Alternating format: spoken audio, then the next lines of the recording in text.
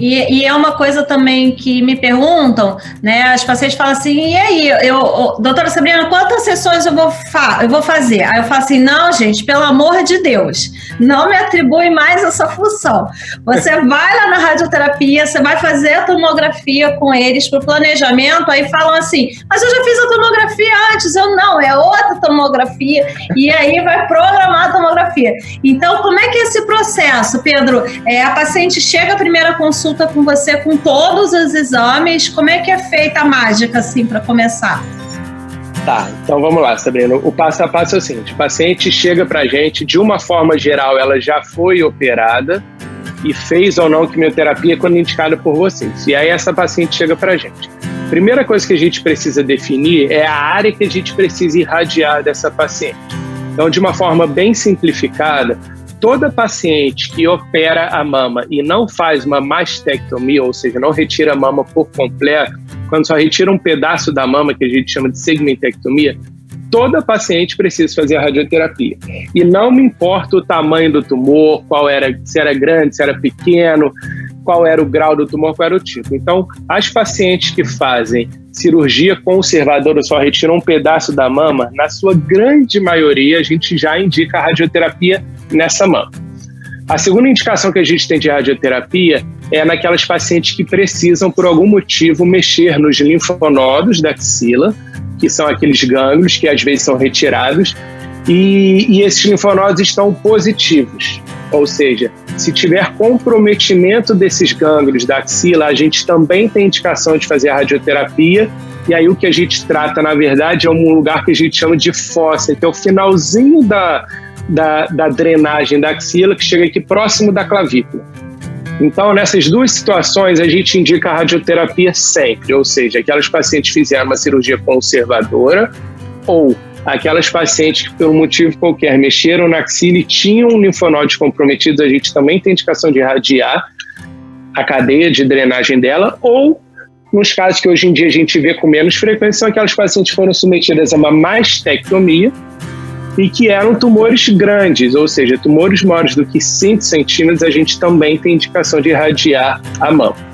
Então, a primeira coisa que a gente precisa definir é a área que vai ser irradiada. Definido isso, a gente precisa fazer uma tomografia de planejamento da radioterapia. E foi bom você ter falado, porque todas as pacientes me perguntam exatamente a mesma coisa. Mas, doutora, eu já fiz uma tomografia ontem, ou a doutora Sabrina já me pediu uma tomografia de tórax, para mim pode ser a mesma? É importante saber que não, a gente precisa de uma tomografia específica para a radioterapia, porque nessa tomografia é onde eu faço o meu planejamento. Então, a paciente vai ser tomografada na mesma posição, com os mesmos acessórios que a gente usa na radioterapia. Então, mesmo que ela tenha feito uma tomografia de manhã de tórax, a gente precisa repetir uma tomografia específica e dedicada para o planejamento da radioterapia. Importante lembrar que é uma tomografia super rápida, ela não precisa de contraste, então a paciente, mesmo que tenha histórico de alergia ou aquelas pacientes que têm dificuldade de pegar a veia, que é uma preocupação delas, não precisam ficar preocupadas, porque é uma tomografia sempre sem contraste. Em relação ao número de dias, depende de caso a caso. O que a gente sabe é que hoje em dia a gente está cada vez mais diminuindo o número de sessões necessárias para os pacientes. De uma forma geral, a gente sempre fez 25 sessões. Então, historicamente, os pacientes tratavam 5 semanas, porque o tratamento de radioterapia é sempre feito de segunda a sexta, direto, sábado e domingo não tem tratamento, mas o tratamento é de segunda a sexta em dias úteis consecutivos. Então, normalmente 5 semanas de tratamento. E aí vários trabalhos foram mostrando para a gente consegue reduzir o número de dias sem que isso aumente os efeitos colaterais, ou seja, a toxicidade das pacientes. Então, de 25 dias, hoje, a gente consegue tratar as pacientes, na sua grande maioria, em 15 dias de tratamento.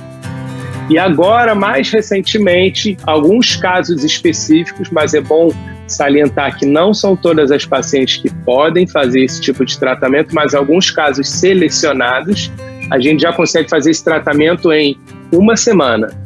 Então, a gente mudou de 25 dias para 15 dias e agora, alguns casos selecionados, a gente consegue resolver toda a radioterapia em 5 dias. Isso daí, obviamente, é muito bom para a paciente, porque ela vai menos à clínica de radioterapia, então a gente consegue resolver tudo em 5 dias. Mas, na verdade, o que vai fundamentar, ou vai me direcionar qual é o número de dias de tratamento que eu preciso fazer, é algumas características da cirurgia e também da paciente. Então, basicamente, hoje, todas as pacientes fazem 15 dias de tratamento, exceção aquelas pacientes que, por um motivo, colocaram prótese imediatamente na hora da cirurgia. Então, essas pacientes a gente evita fazer em 15 dias, a gente manteve 25 dias, mas no seu grande maioria hoje, 15 dias é o suficiente para os pacientes. Sensacional.